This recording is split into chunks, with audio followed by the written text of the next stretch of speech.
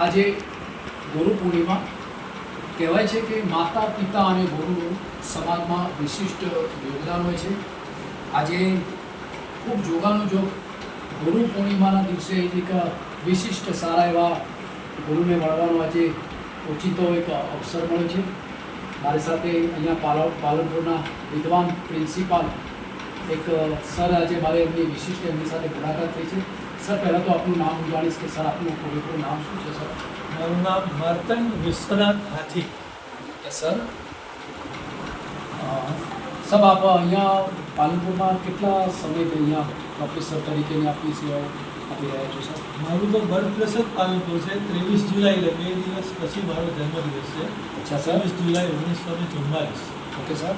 અને મારું બાળપણ, પ્રાથમિક શિક્ષણ, માધ્યમિક શિક્ષણ અહીંયા જ થયું. ખૂબ સરસ.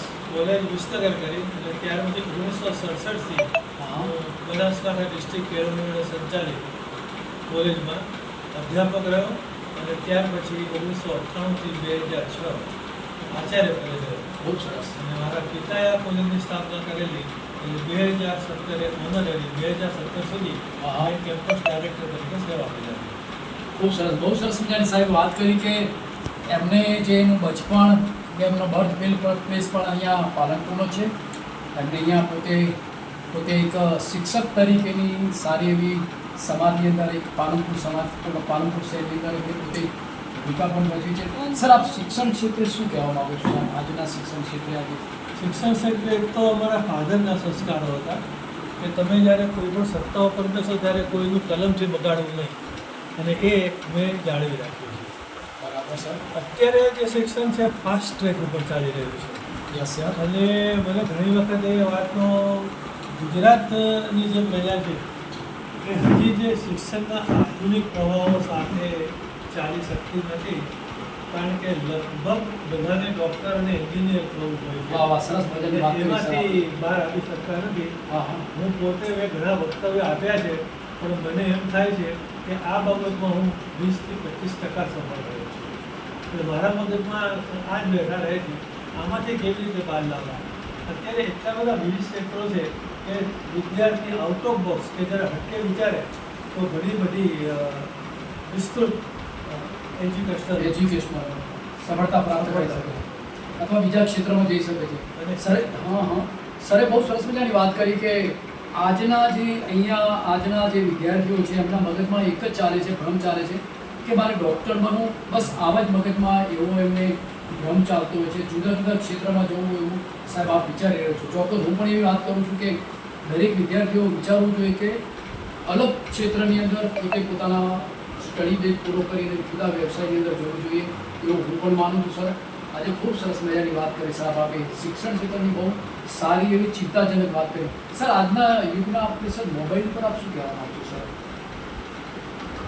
દરેક આ પ્રકારની ડિવાઇસ છે એના જમા ઉધાર પાછા છે, બરાબર. પણ એને સંયમ રાખવા માટે થોડું માતા પિતાએ પણ ધ્યાન આપવું પડે અને એમને ઉદાહરણ બનવું જોઈએ. બાકી આના ઉધાર પાસા કરતાં મારી દ્રષ્ટિએ જમા પાસા વધારે છે. એનો સમયપૂર્વક ઉપયોગ થાય તો આ વિદ્યાર્થી જગતને ખૂબ સારી માહિતી છે. બહુ સરસ મજાની વાત કરી સર કે મોબાઈલનો ઉપયોગ સમય પૂરતો અને માતા પિતા એના સાથે સંલગ્ન રહીને મોબાઈલનો ઉપયોગ એમના શિક્ષણ ક્ષેત્રની અંદર અથવા વ્યવસાયની અંદર કેવી રીતે કરે છે એના ઉપર પણ વિશિષ્ટ ધ્યાન રાખવું એ પણ જરૂરી છે. ખૂબ જ સરસ મજાની વાત કરી સાહેબની. આજે મુલાકાત દરમિયાન મળવા માટેનો એક અનેરો મને પણ ખૂબ જ આનંદ આવ્યો કે આજે વિશિષ્ટ પાલનપુરના ગૌરવશાળી શિક્ષકને મળવા માટેનો આજે મુલાકાત થયો છું. મને ખૂબ જ આનંદ થયો છે. સર, આજે હું તમને એક નાનું સરખું પુસ્તક આપી અને એક સાહેબ આપને સન્માન કરવા માગી રહ્યો છું. મારું સન્માન ચોક્કસથી આપ સ્વીકારશો એવી હું આશા રાખું છું. સર,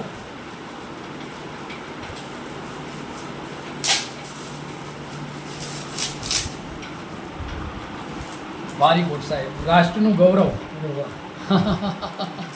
સરને આજે આ પુસ્તક આપી અને સન્માન કરવાનો આજ અનેરો અવસર પ્રાપ્ત થયો. સર, રાષ્ટ્રનું ગૌરવ આપણે પુસ્તક આપ્યું છે એના વિશે સર 2 શબ્દો આપ કહી શકશો? સર, રાષ્ટ્રનું ગૌરવ હોવું એ તો આજે બહુ બેઝિક સવાલ છે. મને જેમ આ વિદ્યાર્થીઓના અભ્યાસ માટે જે ચિંતા છે એવી ચિંતા આપણે બધા જ લોકો કહે છે કે આપણે વિશ્વગુરુ બનવા તરફ જઈ રહ્યા છીએ. ચોક્કસ સર. પણ મને એમ થાય છે કે આપણી ભારતીય પ્રજાની જે નૈતિકતાનું ધોરણ એટલું નીચું છે કે ત્યાં સુધી જે આપણા પ્રધાનમંત્રીશ્રીની જે ઈચ્છા છે એ ફળીભૂત થાય એની હું શુભેચ્છા પાઠવું છું. રાષ્ટ્રનું ગૌરવ એ બહુ જરૂરી છે એવું મારું દ્રઢપણે માનવું છે. અને બીજી એક વાત કહેતું કે આજે જે ભગવદ્ ગીતાનું છે એ મારા હમણાં જ તાજેતરમાં નવા પાડોશી બનેલા એક શિક્ષક ભાઈએ મિલનભાઈ. પ્રેરણા આવી મિલનભાઈએ, અને ત્યારથી મારા મગજમાં વિચાર ઢોળાતો હતો. અરે વાહ સર. થોડી કિંમત વધારે લાગતી હતી બહુ. પછી જોગાનો જોગ આજે ગુરુ પૂર્ણિમા મારા પિતાશ્રીનો જન્મદિવસ છે. વાહ, વાહ, સર. મને થયું કે આ બધું છોડી દીધું ભગવાનના નામે છે, અને એટલે આજે મેં નિર્ણય લઈ લીધો ચોક્કસ સર. Very good. અને આપને પણ મળવાનું થયું. બહુ સરસ. Thank you. બહુ સરસ. સાહેબે વાત કરી કે આજે જોગાનો જોગ પપ્પાના જન્મદિવસે એમને ભગવદ્ ગીતા, બોલતી શ્રીમદ ભગવદ્ ગીતા આજે આપવાનો એક સોનેરી અવસર પણ પ્રાપ્ત થયો. સર આપને મળવા માટે અને આપને મળ્યા ખૂબ ખૂબ આનંદ થયો. Thank you very much. જય શ્રી રામ. જય શ્રી રામ. જય શ્રી રામ સર.